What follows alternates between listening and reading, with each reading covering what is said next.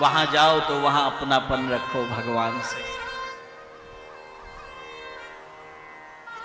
उससे कहो, उसे लगना चाहिए कि कोई अपना आया है, नहीं, उससे कहो तुझे अपना समझ के मैं आया।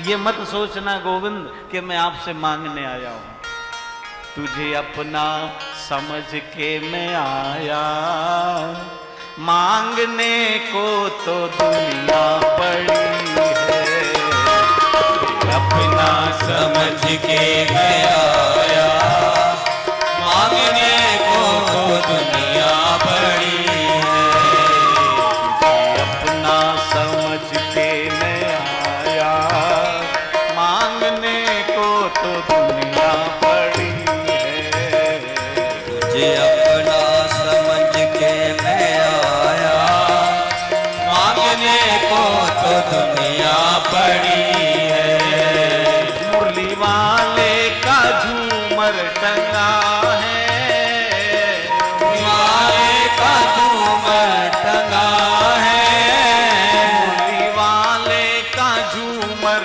टंगा है, मुरली वाले का झूमर टंगा है, मुरली वाले की महफिल सजी है, मुरली वाले की महफिल सजी है, बंसी वाले की महफिल सजी है, बंसी वाले की महफिल सजी है, मुझको अपना समझ के मैं आया, तू अपना समझ के मैं आया, मांगने को तो दुनिया पड़ी है, मांगने को तो दुनिया पड़ी है। आज पहली बार कुंती भगवान से मांगती है। गोविंद ने कहा बोलो बुआ जी, बोल क्या चाहती हो, क्योंकि आज पहली बार तो कुछ मांग रही है। और कुंती ने क्या मांगा मालूम? कुंती ने मांगा गोविंद अगर देना चाहते हो तो विपदा संतु ना शाश्वत तत्र तत्र जगत गुरु। कहने का मतलब, हे गोविंद ऐसी कृपा करके जाना कि हमारे जीवन में दुखों का पहाड़ टूटता रहे, दुख आते रहे।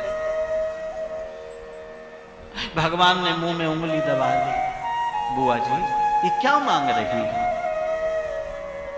संसार तो मुझसे सुख मांगता है और तुम दुख मांग रही हो। गोविंद ये तो अपना अपना भाव है, संसार को मैं नहीं जानती, लेकिन मुझे इतना देना, हमें दुख मिलता रहे। भगवान ने कहा कि दुख क्यों मांग रही हो बुआ जी, दुख क्यों मांग रही हो? कुंती ने कहा कि गोविंद दुख में सुमिरन सब करे और सुख में करे न कोई। दुख में आपका भजन बहुत होता है, दुख में भजन बहुत होता है, क्या सुख में भजन नहीं होता? होता होगा, सुख में भजन तो होता है, लेकिन यहां से नहीं होता, यहां से होता है। महसूस करना आप लोग। लेकिन जब दुख होता है तो भजन यहां से होता है, और वो तो केवल इसी को चाहता है, उसे तो केवल तुम्हारा ये प्रेम चाहिए। भगवान श्री कृष्ण ने कहा कि बुआ आज जीवन में तूने पहली बार कुछ मांगा भी, और ऐसी चीज मांगी जो मेरे पास है ही नहीं, जो मेरे पास है नहीं। क्यों? क्योंकि परमात्मा के पास दुख नाम की चीज ही नहीं है, वहां दुख नहीं है। अब कोई सूर्य नारायण से मांगे कि मुझे आप अंधेरा दे दो, तो दे पाएंगे?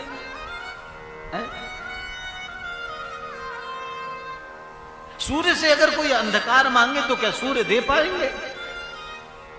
क्योंकि सूर्य तो नाम ही पर्याप्त है, जिसका नाम लेने से ही अंधकार दूर हो जाता है। भगवान ने कहा कि दुख मेरे पास है ही नहीं, मैं कहां से दूं?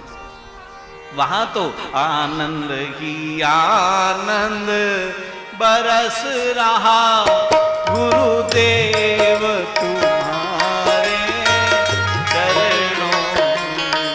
आनंद ही आनंद बरस रहा गुरुदेव तुम्हारे चरणों में। आनंद ही आनंद बरस रहा गुरुदेव आपके चरणों में। आनंद ही आनंद बरस रहा गुरुदेव आपके चरणों में। मिलता है सच्चा सुख केवल भगवान आपके चरणों में। मिलता है सच्चा सुख केवल भगवान आपके चरणों में।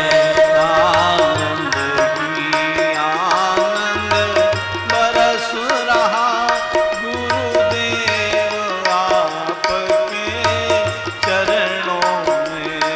आनंद ही आनंद बरस रहा गुरुदेव आपके चरणों में। चाहे संकट ने मुझे घेरा हो, चाहे संकट ने मुझे घेरा हो, चाहे संकट ने मुझे घेरा हो, चाहे संकट ने मुझे घेरा हो, चाहे चारों ओर अंधेरा हो, चाहे चारों ओर अंधेरा हो, पर चित नहीं डगमग मेरा हो, रहे ध्यान आपके चरणों में। पर चित नहीं डगमग मेरा हो, रहे ध्यान आपके चरणों में। आनंद ही आनंद बरस रहा गुरुदेव आपके चरणों में। आनंद ही आओ से गाइए। बरस रहा गुरुदेव आपके चरणों में। मिलता है सच्चा सुख केवल गुरुदेव आपके चरणों में। मिलता है सच्चा सुख केवल गुरुदेव आपके चरणों में। कथा में, कीर्तन में गुरुओं के पास जब जाओ तो बड़ा सावधान होकर के बैठना चाहिए। सावधान होकर के बैठा करें, समझ रहे? न जाने कौन से गुण पर दयानिधि रीझ जाते हैं। मुझे ये सीख मिली एक व्यापारी के यहाँ।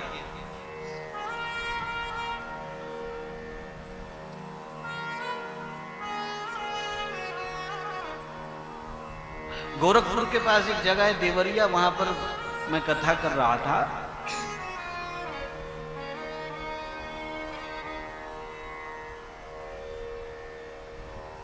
तो बहुत बड़ा उनका व्यापार है।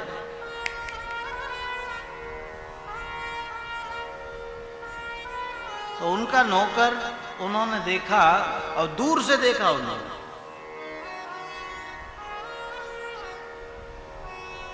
पार्क में कोठी के बाहर बहुत बड़ा स्थान था, पांव पे पांव रखे टेलीफोन में बात कर रहा था।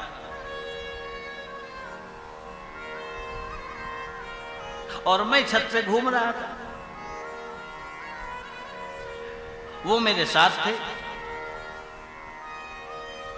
जो यजमान थे कथा जो करा रहे थे, वो मेरे साथ घूम रहे थे और वो मेरे साथ घूम भी रहे थे, बात भी कर रहे थे और उनकी निगाह भी जा रही थी। और उन्होंने तुरंत फोन किया और अपने जो पुराना उनका सर्वेंट था उसको बुलाया और उससे कहा कि इसका आज हिसाब कर दो, इसका आज हिसाब कर दो। हालांकि पुराना जो सर्वेंट था उसने कहा कि काम करता है बड़ी का हिसाब करता है, इसको बैठने की तमीज नहीं है।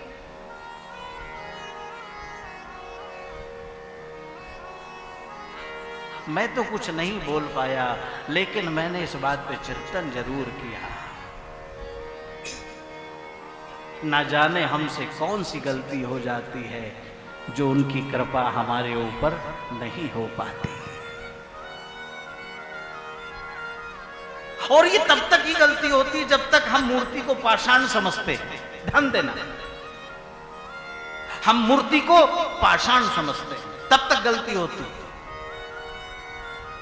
अगर हम इसको साकार समझने लगे तो ये हमारी गलती बंद हो जाए। होता है कि नहीं? आप अपने किसी रिश्तेदार के जाते हो, वो आपसे औहदे में बड़ा है, या किसी परिचित के जाते हो तो आपको कितनी भी लेकिन वहां आप बड़े सिस्टम से बैठते, बड़े सिस्टम से बैठो, बड़े सिस्टम से बात करोगे, बड़े तरीके से बात करोगे। होता है कि नहीं? किसी अपने से बड़े आदमी के पास जाते हैं, या मान लो वो किसी डॉक्टर के पास ही हमारा पड़, तो वहां भी मोबाइल बंद करके जाते हैं। होता है कि नहीं?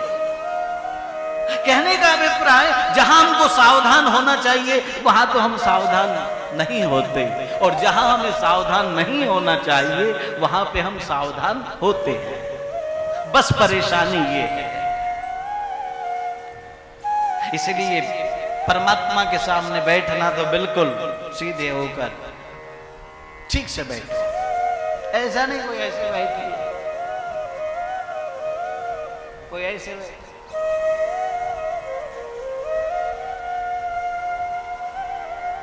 गोस्वामी जी कहते, बड़े भाग्य मानुष तन पावा, अपने आप को कोसो मत।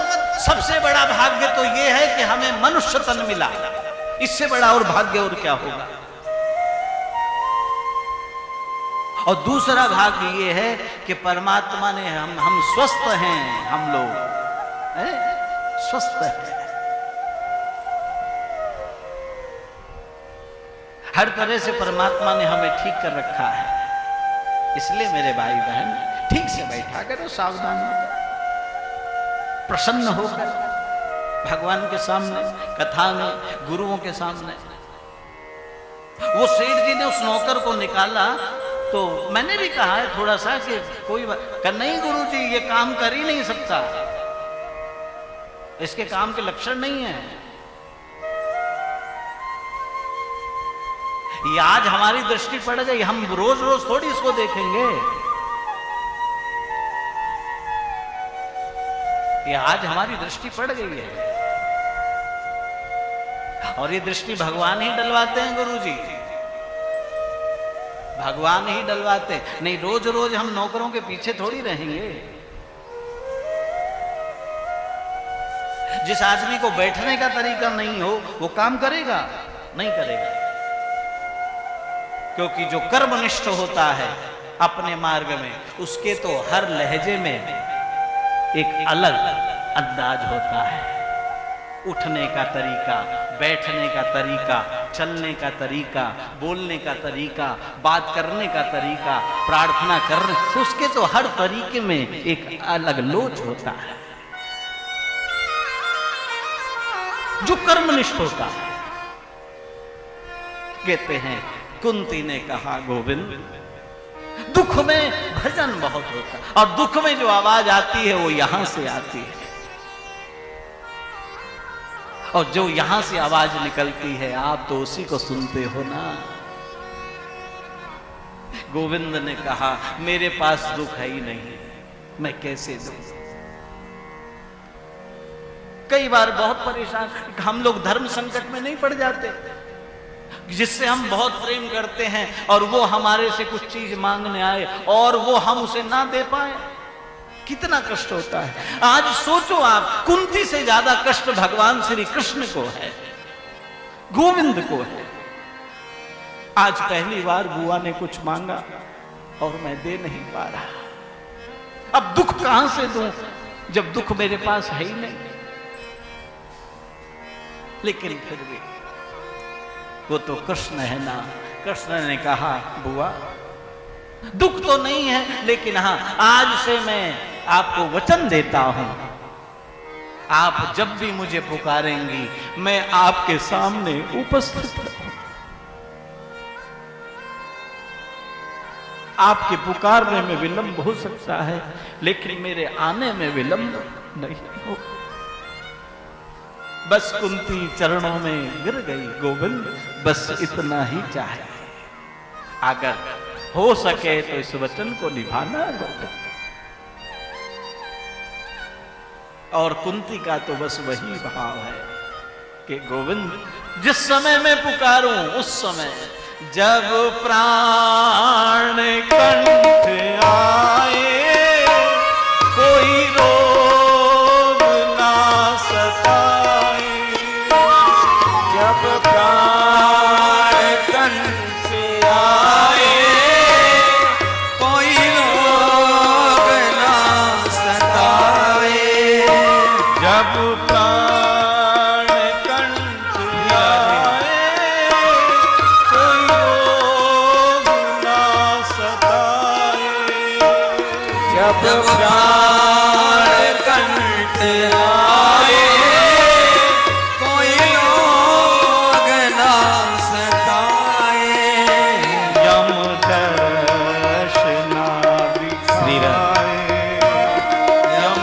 दर्शना दिखाए, जब प्राण तन से निकले, यम दर्शना दिखाए, जब प्राण तन से निकले, इतना तो करना स्वामी, जब प्राण तन से निकले, इतना तो करना स्वामी, जब प्राण तन से निकले, उस वक्त जल्दी आना, नहीं शाम भूल जाना। उस वक्त जल्दी आना, नहीं शाम भूल जाना, उस वक्त जल्दी आना, नहीं शाम भूल जाना। उस वक्त जल्दी आना, नहीं शाम भूल जाना, राधे को साथ लाना, राधे को साथ लाना, राधे को साथ लाना, राधे को साथ लाना, जब प्राण तन से निकले, राधे को साथ लाना, जब प्राण तन से निकले, तो करना स्वामी, जब प्राण तन से निकले,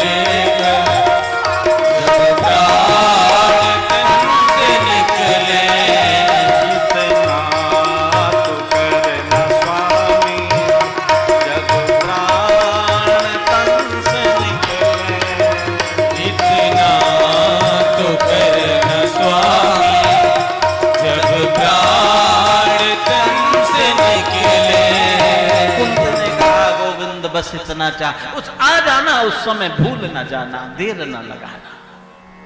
कहते कुंती का चरित्र हुआ। भागवत की पहली नारी है जिसने भगवान से दुख मांगा, जिसने दुख मांगा। कहते हैं इसके बाद धर्मराज युधिष्ठिर का चरित्र सुनाया। युधिष्ठिर जो है वो रिश्ते में भगवान के भाई लगते हैं, बुआ के लड़के, बड़े भाई हैं। कहते धर्मराज युधिष्ठिर का चरित्र सुनाया। और धर्मराज तो इतने बड़े सत्यवादी, जिस समय महाभारत का युद्ध हो रहा था ना, उस समय भगवान ने को चिंता थी क्या, कि जब तक ये लोग नहीं मरेंगे तब तक महाभारत का युद्ध नहीं जीता जा सकता। कौन? जैसे गुरु द्रोणाचार्य, कनकाचार्य, महाराज भीष्म, जब तक ये बिल्डिंग के पत्थर, नींव के पत्थर नहीं हिलेंगे तब तक बिल्डिंग को धराशायी नहीं किया जा सकता। और भगवान इस चिंता में है और प्रभु ने एक मार्ग में निकाला। गुरुदेव को मरना नहीं, क्योंकि अश्वत्थामा वरदान है गुरुदेव को। अश्वत्थामा अमर है और गुरुदेव को वरदान है, जब आप अपने पुत्र की मृत्यु को सुन लेंगे तब आपकी मृत्यु होगी। कहते भगवान ने अश्वत्थामा नाम का हाथी मरवा दिया और धर्मराज युधिष्ठिर से कहा कि कह दो कि अश्वत्थामा मर गया। युधिष्ठिर ने कहा प्रभु, युद्ध जीतूं चाहे हारूं, लेकिन असत्य का आश्रय नहीं लूंगा। असत्य का आश्रय लेकर युद्ध को नहीं जीतना।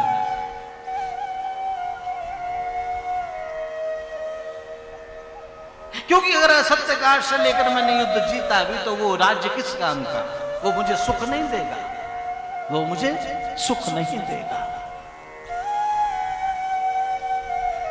देखिए ध्यान देना, बहुत गहरी बात है। आज समाज के आधे लोग तो इसीलिए परेशान हैं कि धर्म हम नहीं कर पा रहे। क्यों? धर्म के लिए धन चाहिए, धर्म के लिए धन चाहिए। और वो धन कहां से आए, उसे कमाने के लिए हम समाज का शोषण करते हैं।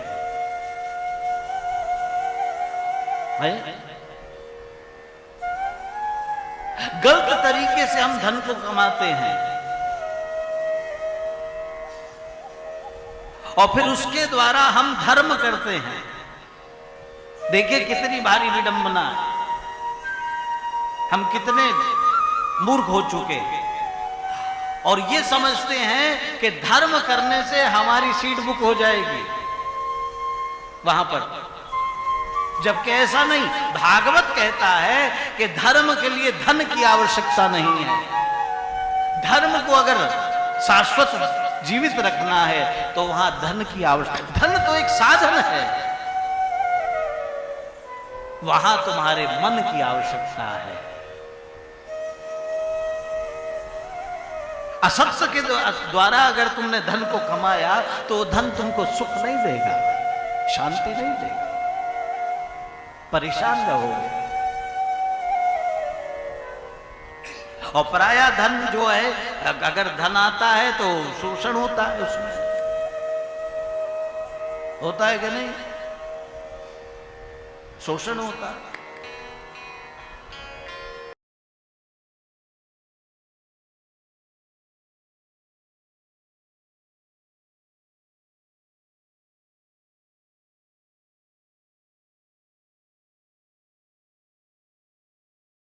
आनंद टीवी से जुड़ने के लिए आप हमें व्हाट्सएप करें 9277395752 पर।